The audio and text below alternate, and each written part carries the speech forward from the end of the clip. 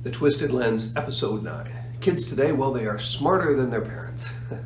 Let's have some fun this week with a topic that I hear all the time. Those kids today, well, they are so smart. You know, my granddaughter is only 3 and she can already use a computer and I can barely use one myself. I typically smile politely, even though I don't necessarily agree. What is true is that kids today have the good fortune to attend school. They have access to hundreds of TV channels, the internet, great nutrition, and healthcare, which can't be underestimated. Smarter though, I'm not sure about that. We may have to twist the lens and look at those smart kids, well, a little bit differently. I remember black and white TV, 8-track tapes, and when every kid in town played baseball. I never felt underprivileged or ignorant, but to be fair, my world was metaphorically a lot smaller. Kids today, well, they travel the world and they think nothing of it. They have opportunities to expand their global knowledge that past generations, well, they couldn't even have dreamed of. And well, kids today are great. Most of the truly life-changing, world-changing, society-changing inventions of this century were invented long before they were even born. Imagine this. Most learning these days is done what's known as deductively, with a teacher standing at the front giving lessons and the students retaining and repeating. Easy, straightforward.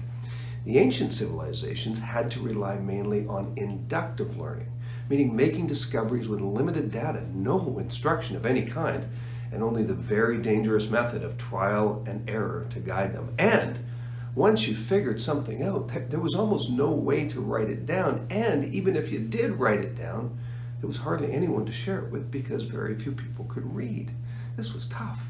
Despite unimaginable obstacles, the ancients developed precise mathematics, astronomy, and incredible feats of engineering, some of which that still hold up today.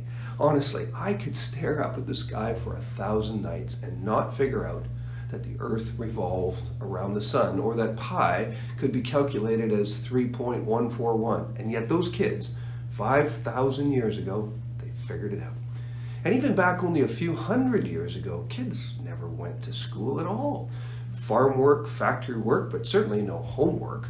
My great-grandpa was so proud that he had grade 3, and he could both print and write.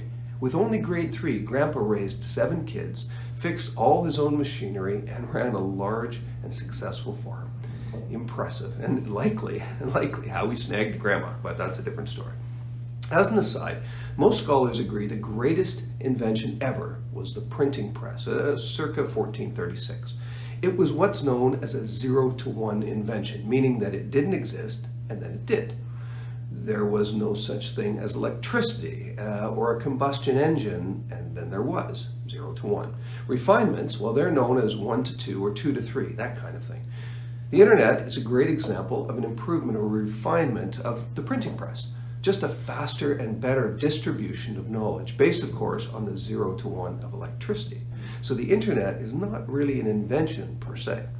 For context, there have been more 0-to-1 inventions in the last 100 years than in all of human history. And my kids and their friends, respectfully, didn't invent any of them.